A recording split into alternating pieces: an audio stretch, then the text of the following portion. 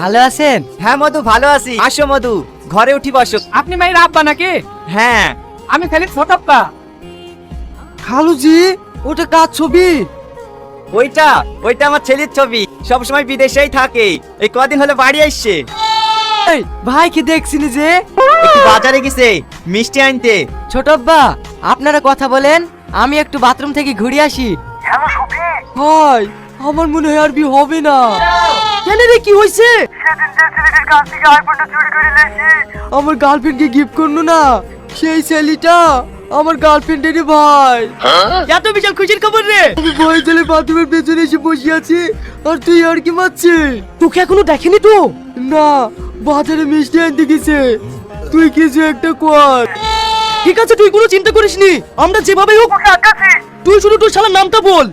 আমার শালার নাম রোহন। ঠিক আছে, এখন রাখ, আমি দেখছি।